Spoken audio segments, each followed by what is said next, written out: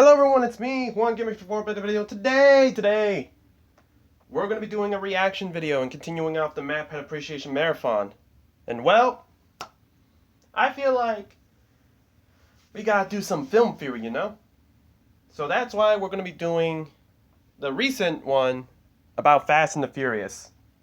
Now, I've been watching a lot of Fast and Furious lately. It's becoming one of my It's becoming one of Dad's favorite, movie series to watch, and it was fun to watch it with him. So I figured, why not? A little tip in the hat to my pops. So we're gonna be doing a reaction to my dumbest theory ever about Fast and the Furious. Okay then. So without further ado, let's do this. Do you ever wonder why, across all the fights that happen in the Fast and Furious movies, there's never a clear winner? For all the pipes and wrenches and busted walls, it always comes down to some sort of a stalemate, or the two get interrupted, or a parking garage collapses on them. Well, there's a very good reason for this, and let me tell you, it ain't the narrative. According to the Wall Street Journal, many of the main characters have it written into their contracts that they cannot lose a fight. Jason Statham negotiated the extent to which he can be beaten up on screen. Vin Diesel polices the number of punches he takes, and The Rock works alongside the fight coordinators to make sure that he, quote, gives as good as he gets. Turns out the only thing furious about these movies are the contract negotiations. Yep. It's gonna be so bittersweet now. We're now in March. And it's literally next week. This hurts me. The film in the Furious. And there it is. Hello, Internet. Welcome to Film Theory, the show that doesn't have friends. It has family. One of the things that I've really appreciated about hosting Film Theory specifically is that it's given me the excuse to watch a lot of stuff that I probably wouldn't have otherwise. 50 Shades of Grey, Cinema Rink, the KFC telenovela. But of all the things that I've watched for the sake of research, nothing has surprised me half as much as the Fast and Furious franchise. If you were to have made a diagram of things that I'm naturally attracted to in my media diet, these movies would be clear on the other side of the map. But because I actively try to study everything without bias just to understand why so many people enjoy stuff, I finally sat down 2 years ago to binge through these things. And I gotta say, I was blown away. Unironically, I liked them. Sure, there were some that were better than others, but I grew to love the cringe of 3, the spectacle of 5, the emotional send-offs of 7. I couldn't believe it. I became an unabashed fan of the Fast franchise. So much so that I was hyped when promos for Fast 10 came out, and then promptly disappointed when the movie was just kind of mad. But these movies, more than anything else that I've covered, I haven't watched 10 yet. Me and my dad didn't got it yet. Constantly be exposing myself to new things that might not initially be to my taste because, hey, who knows? You might just end up liking it. And that's why I'm doing a theory about it today. Because trust me, it ain't for the views, my friends. This one is not gonna perform. This and the Whose Line Is It Anyway episode, they're examples of selfish content at their finest. So how do you celebrate a dumb action franchise where people Tarzan swing with cars? Well, a dumb franchise deserves itself a dumb theory. And you see, that's the other reason this episode exists. I've been so busy doing such serious stuff in my final days on these channels, exposing AI propaganda, giving up sugar and caffeine, reconnecting with family recipes, and analyzing Hello Neighbor frame by frame. That I think we did that yesterday. Dumb episode, just a dumb, silly willy, stupid episode that no one asked for, and that turn off our brains. Like, I'm talking about something so dumb that it rivals my video essay on Deadpool being Ernest Hemingway. By the way, Lee, with Deadpool and Wolverine coming up later this year, you might want to revisit it. Nah, Matt, I'm not doing that. Sure, nope. You're lost. Anyway, it was while I was watching Vin Diesel racing a bomb through better the come back from. You better do it yourself. Finally struck me. We see a lot of cars in this franchise, and they are driving literally all the time. So, just how much pollution are these guys pumping out into the atmosphere? Say what now? These guys are constantly firing off NOS, jumping cars between buildings, drag racing in Japanese parking garages, and globe-trotting to stop the baddies. And how do they do it? Through the love of family and a solid brand deal. More of a Corona man myself. But while family may be enough to take down hacker terrorists trying to hijack nuclear submarines, it's not enough to patch the holes in our atmosphere. Oh dear. It's not going to be reducing the smog around LA. So what exactly is the carbon footprint of the Fast and Furious franchise? Are our heroes actually doing more harm than good by racing through the streets to stop these? Are the heroes the bad guys? Fasten your seatbelts and crack open a Corona, my friends. I sat down and ran the numbers, and the answer is going to shock you. Well, actually, that's probably not true. I don't think you care about this at all. But you know know what? It may wind up being mildly interesting. So I figure we should probably be exactly on the same Alright, page as let's to what see we're if even it's the talking heroes about who are the today, 'cause bad it's a guys. surprisingly complex topic for such a dumb theory. First and foremost, we need to address what exactly a carbon footprint is. I'm sure we've all heard the phrase tossed around before, but let's actually talk about precisely what it means. Practically all human activity tends to release some sort of greenhouse gas into the air. Every time you ride in a car, a bus, an airplane, it's burning fuel. That combustion reaction releases a bunch of greenhouse gases into the atmosphere. Using lights and electronics, same thing. More often than not, that energy is coming from the burning of fossil fuels. Even stuff like growing food or making clothing, all of it uses energy. So your carbon footprint then, by its simplest definition, is adding up all the carbon you release into the environment just by living your day-to-day life. This is generally measured in carbon dioxide equivalent. And when you're talking about a 10-plus person crew globe-trotting to stop cyber hackers, those fuel emissions are gonna add up. But why does any of this matter? Well, in 1900, shortly after the Industrial Revolution, almost 2 billion metric tons of CO2 were released due to fossil fuel usage. By 1960, that number had more than quadrupled to 9 billion. More recent data from 2014 places it closer to 35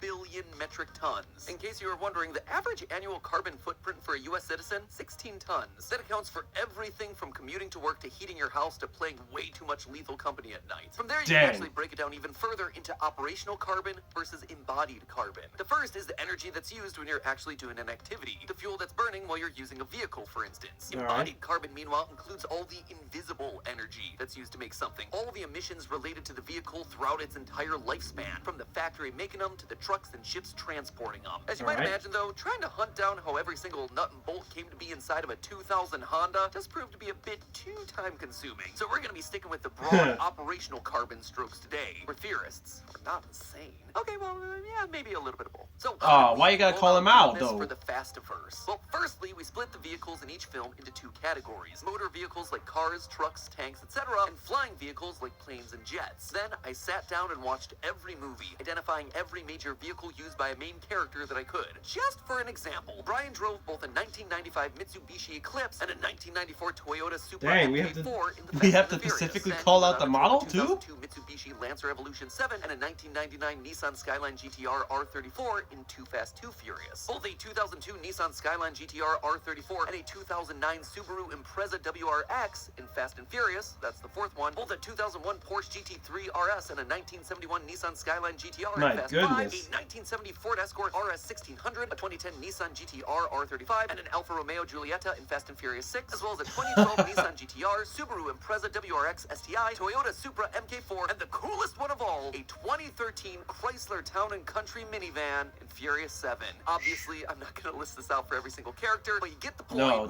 don't list it out. We did this for every single car that every main character drives. We then pulled the specs on each of them so we could find out their fuel capacity and gas tank size. That way I could calculate roughly how much CO2 they were emitting. For larger scenes that have a ton of cars in them, such as the first race in the Fast and the Furious, as well as the car melee from Too Fast, Too Furious, we assigned them either a 13-gallon tank if they were clearly a car, or a 16-gallon tank if they were clearly a truck. The average tank sizes for both those vehicles. I would have tracked down the specs for each and every one of those cars if I could, but it's kind of difficult identifying exactly which cars are being used in some of these scenes when there's only like 8 pixels of them in frame. True. Or only see part of the hood of the car in like and that's going way too far. Then, once we were finished with all of that, we rinsed and repeated the entire process with the jets and the planes. Finally, we used online tools like Google Maps and airline services to figure out the distances driven or flown, as well as the number of hours each vehicle was in operation. So with all of that being said, let's start with the cars, shall we? To calculate how much CO2 our heroes blasted into the atmosphere with their races and heists, I turned to the United States Environmental Protection Agency. According to the EPA, with every gallon of gasoline you burn to run your car, about 8,887 grams of carbon dioxide is created and released. So if your gas tank holds 13 gallons of gas, then it generates just over 115 kilograms of CO2, equaling out to roughly 0.115 metric tons of carbon dioxide released out into the atmosphere. Remember, that is for the entire tank gas. It would take you burning through almost 140 full tanks of gas to break into the U.S. average of 16 tons for the entire year. So with all of I don't like that ominous music. Oh boy.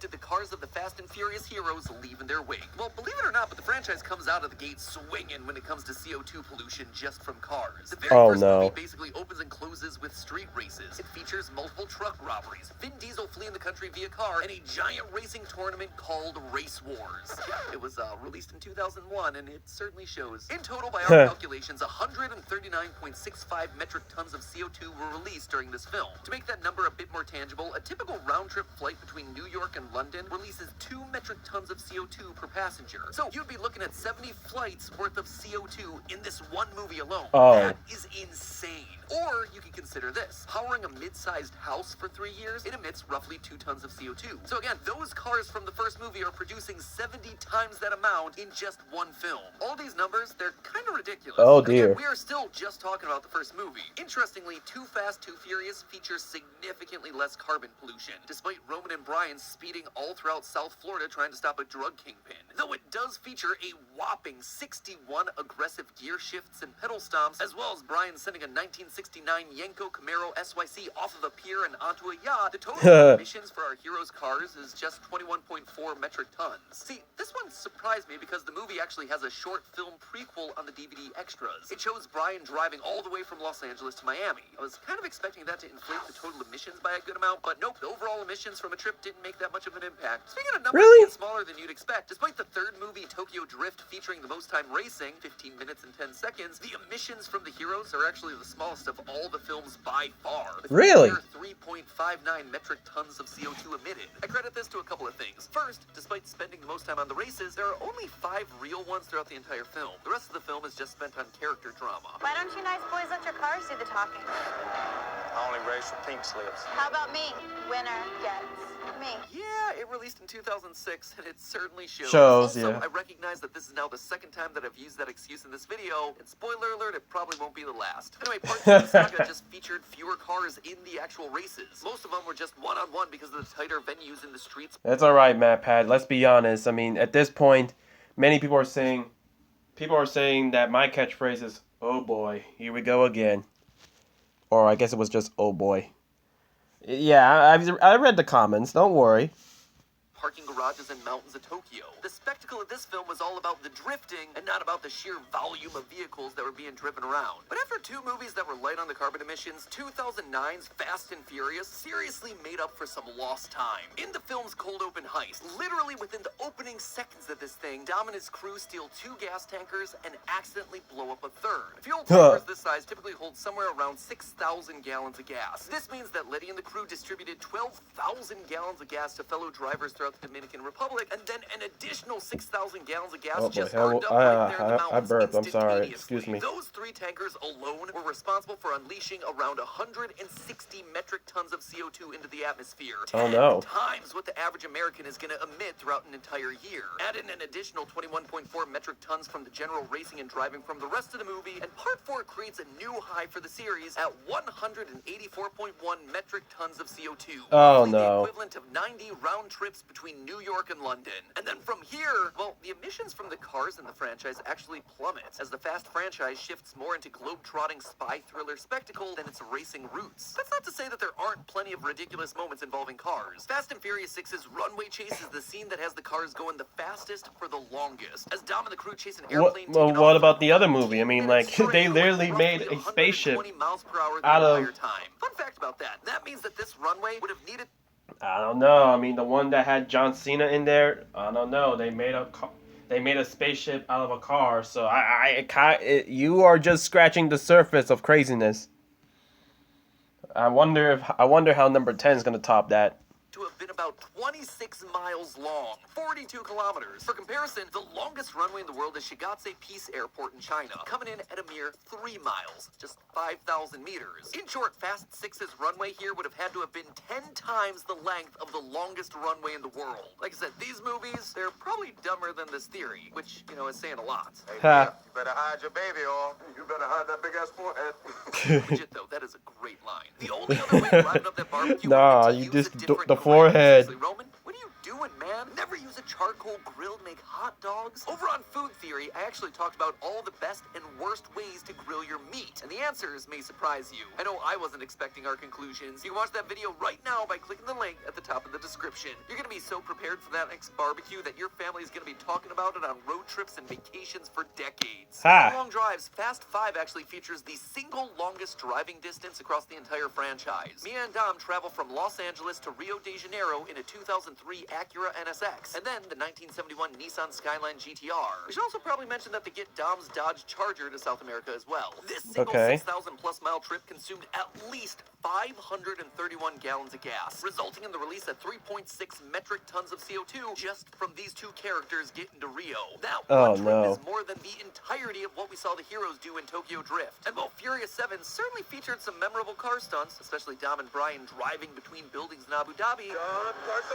as you might imagine, the actual carbon emissions of that stunt were fairly low, since, you know, there's not a whole lot of driving happening there, just a lot of falling. That one stunt actually generated falling with less style CO2 than the Paul Walker tribute AMV that appears later in the film. In total, between Fast 5, Fast and Furious 6, Furious 7, The Fate of the Furious, F9, Fast 10, and the spin-off Hobbs and Shaw, we see the heroes generate a measly 41.09 metric tons of carbon dioxide. Just as a reminder, the cold open of the fourth movie alone released 7 times that amount. All in all, when you add up the car emissions from the good guys in these movies, it only comes out to about 388.33 metric tons across the 11 films. It's actually much lower than I expected, to be honest. New York City produces that many metric tons of CO2 in less than 4 minutes. Then again, remember that this is only taking into account the crew's travel via motor vehicles. Maybe things look a bit different when you factor in their airfare. Across the franchise, we counted about 75 flights taken by the crew across all 11 films, and the distribution of them skews much heavier the later in the series that we get. Our heroes take just 4 flights during the first 4 movies, but after that, the crew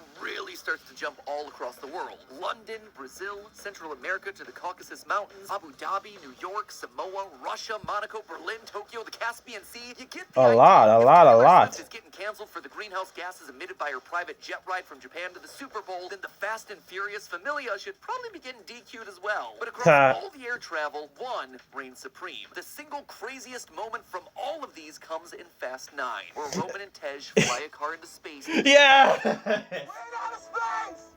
And how much candy did you eat? Well, I eat candy when I get nervous. This little jaunt into orbit releases a whopping 200...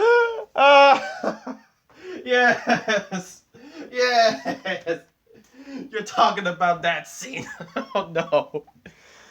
I'm telling you, me and Kevin lost our minds of that scene. 69 metric tons of CO2 all on its own. In total, the planes flown by the crew added another 7,185.8 metric tons of CO2 to their footprint, bringing their total carbon footprint to a whopping, drumroll please,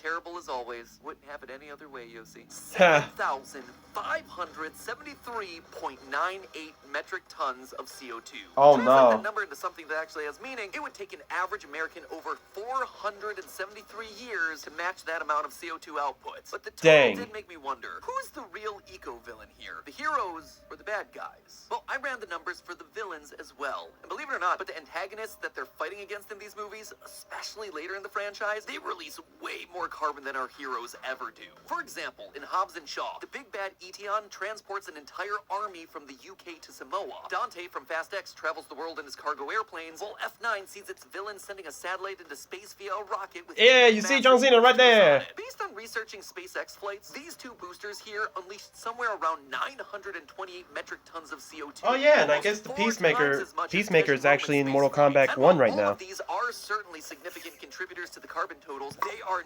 nothing compared to the worst carbon offender of the entire series, Charlize Theron's Cypher from Mortal Kombat 8. Oh, come on!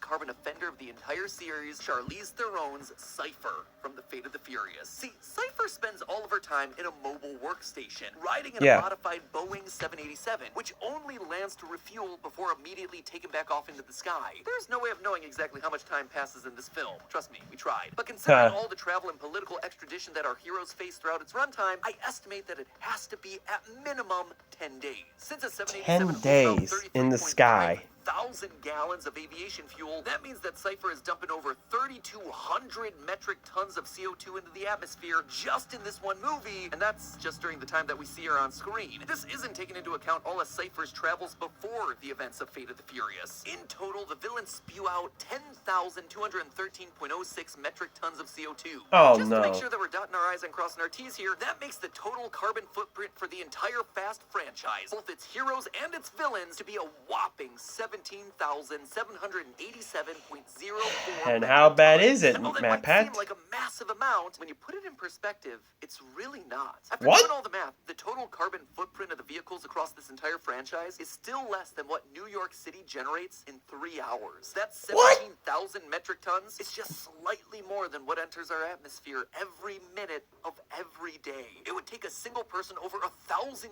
years to hit that mark. And that, I think, is the true lesson to take away from all this. Just the sheer volume of greenhouse gases produced by our society right now. And the real percentage that you as an individual is actually contributing. Don't get me wrong, whether you're Joe Schmo just going to work or Dominic Toretto trying to stop cyber terrorists from hurting your familia, watching your carbon footprint is a great thing. And collectively, we can make a difference. But it is Really? a small difference when you look at the data. Rewind back to the statistics that I was citing before. Sure, a bunch of muscle cars might be pumping out CO2, but the same as 70 or even 90 round-trip transatlantic flights, that statistic that I kept citing over and over again, that seemed like a weird and vastly overestimated comparison to me. And yet, that was the stat that the websites kept spitting back to me over and over again. But something about those numbers felt off, so I kept digging. And you know what I found? Discussions around carbon footprints are really vague and confusing. Look at the way this website frames it. A round-trip flight from New York to London is 2 metric tons of carbon dioxide per passenger. And this is common. Per Whenever you look passenger. up carbon footprint statistics, it's always targeted specifically at you, personally. It's your house, your travel, your problem.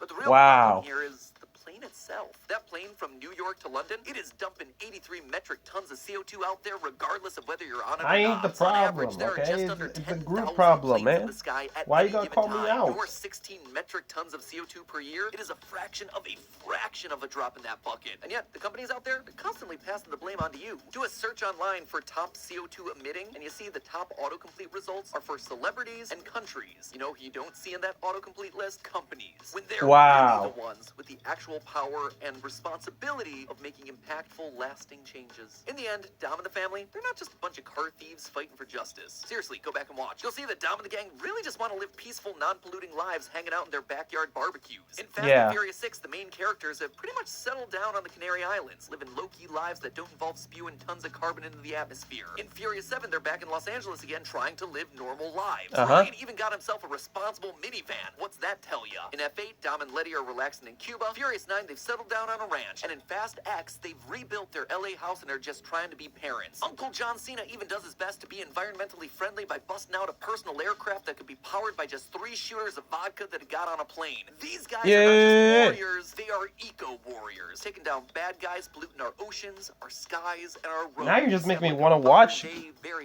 Fast and Furious 10 with Dad. I bet they even responsibly recycle their Corona bottles. But hey, that's just a theory. A film theory.